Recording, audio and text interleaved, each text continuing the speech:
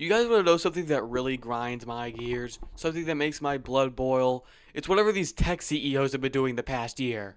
The sheer amount of cartoonish villainy they have engaged in is impressive. It's like they don't even care anymore. I mean, they never did care, but at least a while ago they pretended they did. Like 4 years ago, if a company did something stupid and received heavy backlash for it, at the very least they would try to make it look like they're fixing the mistake. Nowadays you're lucky if you even get a half-assed apology. And usually they'll just double down and keep doubling down until people eventually shut up about it. A notorious example of this degeneracy is Roblox. In case you somehow have no idea, for years now Roblox has had a major predatory problem on their platform, and for years they've done next to nothing about it. Then a YouTuber called Schlepp came along and started catching these predators and basically doing the job Roblox moderation should have been doing. Roblox responded to Schlepp's actions by giving him a cease and desist letter.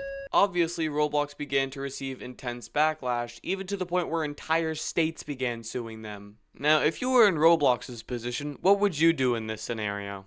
Do you A. apologize to Schlepp, revoke the cease and desist, and implement basic policy changes that could easily help remedy the issue? B. plug your ears and go la la la I can't hear you? C. call Schlepp a vigilante even though he was working with law enforcement for all of his catches? D. go to the complete other extreme, turning the platform into a dystopian hellscape where no one's allowed to do anything without giving up all of their personal information while somehow still making the problem worse? Or E. all of the above, except for A, of course. If you chose A, then congratulations, you have basic critical thinking skills.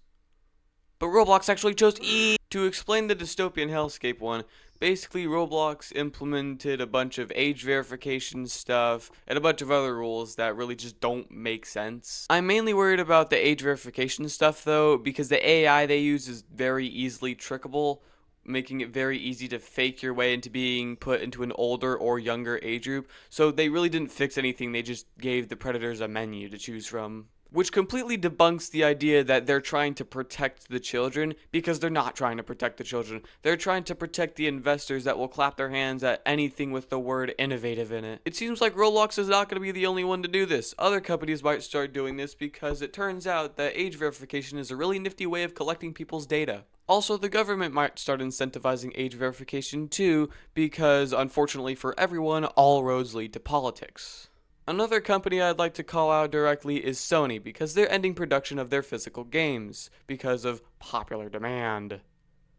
Yeah, not a soul wanted this. The last thing I want to talk about is AI. AI.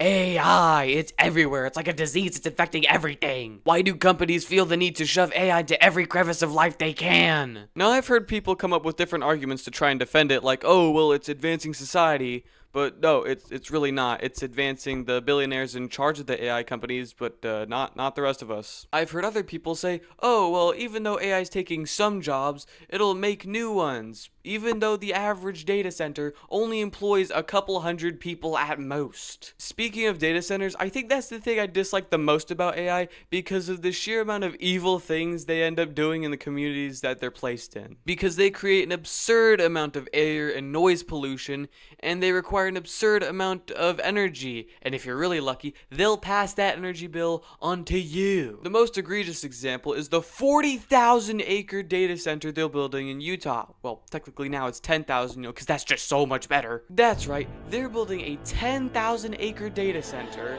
something that is notorious for using insane amounts of water in a state that is already in a water crisis, while using almost the same amount of energy as the entire state combined. And AI doesn't get any better. Not even gamers are safe. See, a lot of companies that make RAM have decided to stop making RAM in order to make equipment for AI. A problem with that is, a lot of gaming consoles really need RAM. And because RAM is more scarce, RAM becomes more expensive, which means gaming consoles become more expensive, which is really bad if you're a gamer trying to get a new console. Now, I talked about this in my last video, which you should totally go watch by the way, that although things look pretty bleak, there is something that you can do to stop it. I would like to start a movement to bring back unity and patriotism in the United States, as well as combat corruption and try to regulate AI. I also plan on eventually creating an organization to help achieve those goals. But don't Don't wait on me to take action.